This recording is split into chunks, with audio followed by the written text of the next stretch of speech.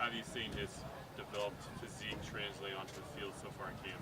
Yeah, I think at route tops, when you're a little bit more sturdy at route tops and you have that natural hand fighting with DBs, it helps you stay a little bit more in balance. Certainly helps you come back to the ball and play through the ball stronger. Those are two areas that I can say I've seen a big difference with Amari. And holding his route path, as you're hand fighting down the field, whether on vertical routes on a go or you're trying to hold your stem on a slant. When you have a little bit more girthy, a little bit more strength, it's harder for the DBs to knock you off course. After each season, there are those exit meetings where you talk to a player about, this is something I want you to work on when we see you in the spring. Is that what you described, those areas of his game that as a coaching staff you guys identified? Yeah, there are certainly aspects to that. I wouldn't say that I told him to get any bigger. That wasn't my choice. That's just his hard work and working with our great strength staff. For me, I just wanted him to become more consistent in his route running and then staying a little bit more quarterback friendly at the top of his routes. See a few plays out there where Marshawn shows a little burst to get the crowd going a little bit. Is that fun to see, just a little glimpse of what he might be like once he puts on the pads and things are real? Yeah, he's a fun guy to be around all the time. He's a great teammate. He's fun in meetings. He's fun in the meal room. But it's certainly nice to see him out there running around and moving the way he is. We're really pleased with where he's at. What are your thoughts on the Donald situation, and what approach do you take with the offense here in training camp? We absolutely love Donald, but I'll only talk about the guys that are here, and that's kind of the approach that we have going in the meetings as well. As we start camp, the back and quarterback spot, do you see it as being even right now? Or is EJ a little bit ahead of Connor? Where do you see it standing right now? I think it is even. I think there's a little bit of ebb and flow to that situation. Some days one guy might have a better day than the other. We're not going to adjust the reps accordingly and try to play that back and forth game. I like guys to develop some consistency in their pattern. That's why you see the rotation the way it was the last couple days. We'll switch it in the next couple days. It's going to be a very fluid situation for quite a while here in the preseason. You talked about EJ and bringing him here, maybe reinventing himself a little bit. Since he got here in the offseason up to now, have you seen that? Have you seen sort of his evolution in him? I don't care what the profession is. I think you can tell when somebody enjoys what they're doing. And I can't speak to the past couple of years for EJ, but I know he's enjoying himself now. And when you enjoy what you do for a living, you can show up each day with the right attitude and approach. And he's certainly done that each day, found a way to get better each and every day.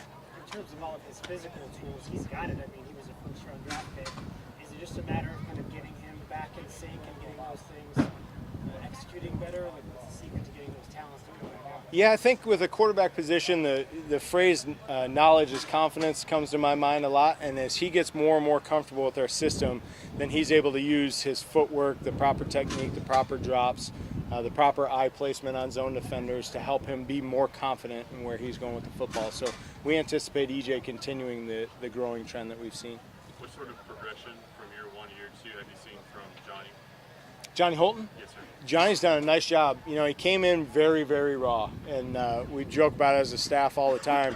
The first time we watched him run routes in phase 2 of his rookie season, we were sitting there going, geez, this guy hasn't had much route training, and where he's at now compared to where he was then is truly a testament to his hard work and Rob Moore, our receiver coach, who's a great teacher of fundamentals. And so seeing Johnny be much more natural as a receiver, understanding route stems, understanding hand placement, it's been neat to watch. There have been a lot of extra work, extra reps for Johnny to accomplish that in such a short period of time. Well, he's hungry to prove that he's a professional wide receiver, so he's been putting in the work. Both Rob Moore and Nick Holes have both been working extra with him.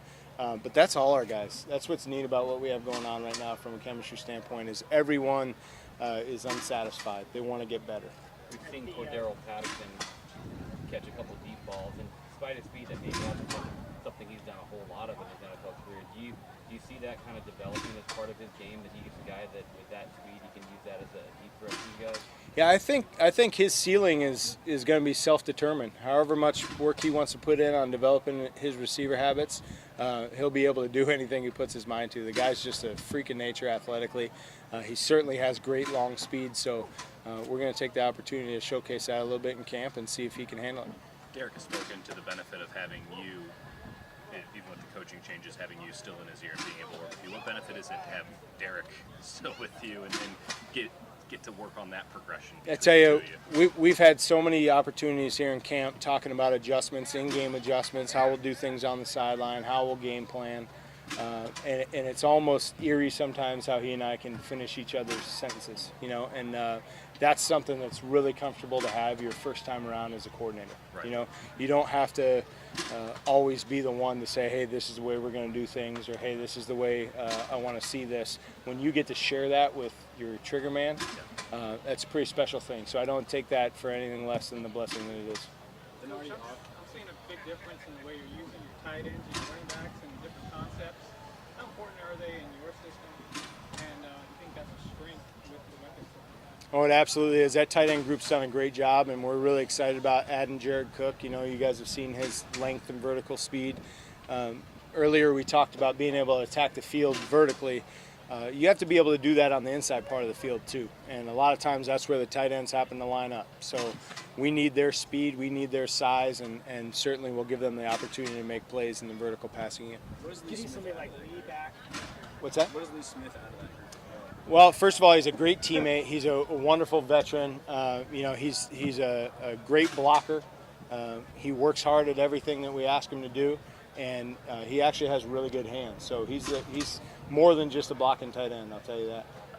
No, I was actually going to ask about Lee as well, but just to kind of dovetail off of that after he went down, you really had to put offensive linemen in his spot in that jumbo package. Does he offer you a bit more of unpredictability from that spot because he is an actual tight end, yeah. and things like that? Absolutely, yeah, and that's a good point. Last year when we had to put offensive linemen in that tight end spot, they would flat out disregard him as a receiver because even if we released him, they could recover and get back to him in time just because they weren't fast enough. With Lee, he's actually a little bit faster than you think, and he has great hands. I mean, the God catches everything we throw at him. So it certainly adds that keep you honest element to our big 11, if you will. But, Lee is more than just an inline blocker for sure. What are your early impressions of Hood? Elijah? Like Elijah, we had a great time in pre-camp with him, working through some things from a teaching standpoint, just helping him understand, shortcutting some progressions in his protections, setting up his blocks a little bit better in the run game. Bernie Parmalee's done an outstanding job with him and getting him a little bit more consistent in his tracks, and we're really excited to see what Elijah has. Marshall was brought here with certainly right tackle in mind, but also his versatility is no secret. How have you seen him respond, handle that left side, and also maybe speak to the bigger picture of his versatility and where ultimately he can be playing this season? Yeah, I think maybe other than center, everybody on the offensive line has to be ready to play the shell game a little bit, and Marshall certainly embodies that. He's done a really nice job filling in at left tackle right now, and we certainly have been impressed with the way he's handled the competition he's going against every day in Khalil. So we're pleased with where he is.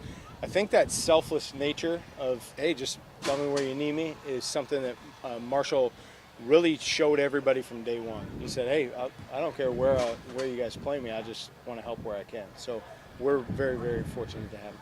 Do you get a sense of what you have in David Sharp, or is that an example of has come on Monday, preseason to come, all the courses, just see what guys are?